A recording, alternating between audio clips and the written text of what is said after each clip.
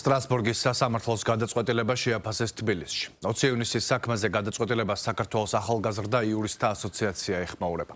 ცრემლსადენი გაზის, წყლის ჭაულის და რეზინის ტყვიების ხანგრძლივმა და დამიზნებით გამოყენებამ, მათთან დაკავშირებული საერთაშორისო სტანდარტების და უცველობამ და პოლიციისა და სპეციალური დანიშნულების დანაყოფების მიერ 6 საათზე მეტ ხანს განხორციელებულმა ძალადობრივმა ქმედებებმა 200-ზე მეტ ადამიანს მიაყენა ფიზიკური ზიანი, ნათქვამია საიას განცხადებაში.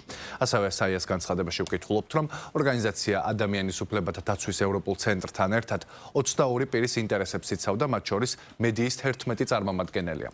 სტრასბურგის სასამართლოს დიდი პალატის გადაწყვეტილება რეალური დამნაშავეების განაჩენია. ყველანაირად გამოვიყენებთ ამ გადაწყვეტილებას როგორც მტკიცებულებას მინისტრთა კომიტეტში, რათა შეუშალოთ ხელი საქმის გაყალბებას. ამის შესახებ პარტიის გახარია საქართველოსთვის განცხადებაში აღნიშნული. როგორც განცხადებაშია ნათქვამი, დიდი პალატის გადაწყვეტილება ადასტურებს, რომ გახარიას მიმართ პროკურატურის ბრალდება შეთითქმელია.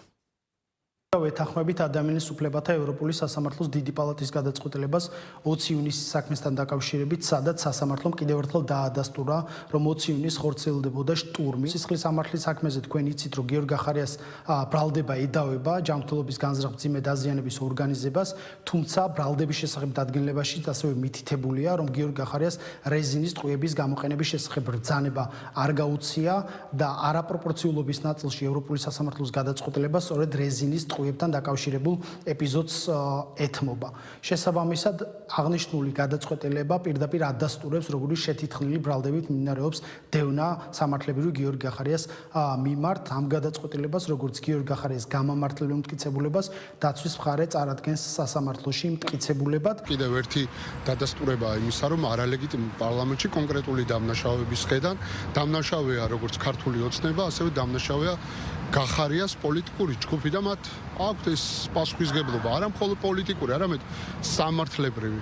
2019 წლის 20 ივნისს მათ იძალადეს ხალხზე, ამ ადამიანებს აღარ აქვთ აღარც პოლიტიკური, აღარც მორალური უფლება გააგრძელონ პოლიტიკური საქმიანობა არალეგიტიმურ პარლამენტში. ქართული ოცნების მცდელობა, რომ ყველაფერი გახარიას დააბრალოს, რა თქმა უნდა, არის ტყუილი და პროპაგანდისტული კამპანიის გაგრძელება.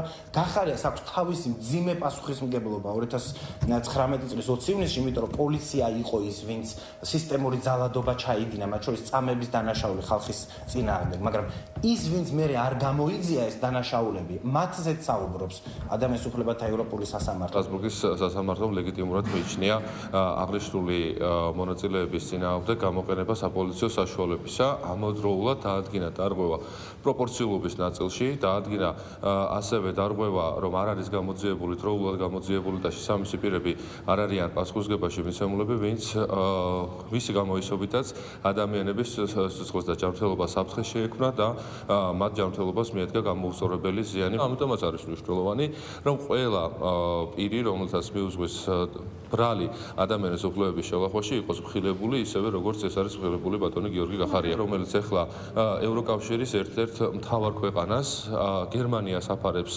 თავს და იქ არის სტიპენდიანტი.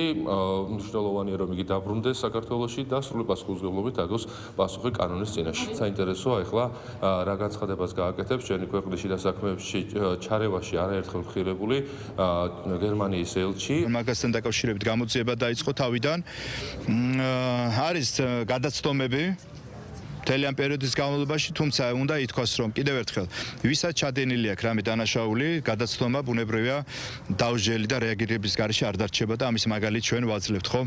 არ აქვს მნიშვნელობა, ჩვენი გუნდის წევრია თუ ყოფილი თუ წარსული, ყოველთვის ჩვენ კანონის უზენაესობით ხელმძღვანელობ და ასე იქნება მომავალშიც. აქ საუბარი არის სახელმწიფოს ქმედებებთან დაკავშირებით, რაც დაუპირისპირდა, ასე ვთქვათ, არა სამართლსაწინააღმდეგო აქტს, რა ნაწილშიდაც სახელმწიფო რეალურად გამართლებულია და ნათქვამია, რომ ეს იყო მართლზომიერი ძალის გამოყენება, თუმცა რაც შეეხება თავად ძალის გამოყენების ფორმებს, მითითება არის გამოძიებაზე, რომელიც უკვე მიმდინარეობს საქართველოს სამართალდამცავი ორგანოების მხრიდან და ერთგვარად დადასტურებაა ხელისუფლების ნაბიჯებისა ის გადაწყვეტილება, რომელიც სტრასბურგის მიერ იქნა მიღებული.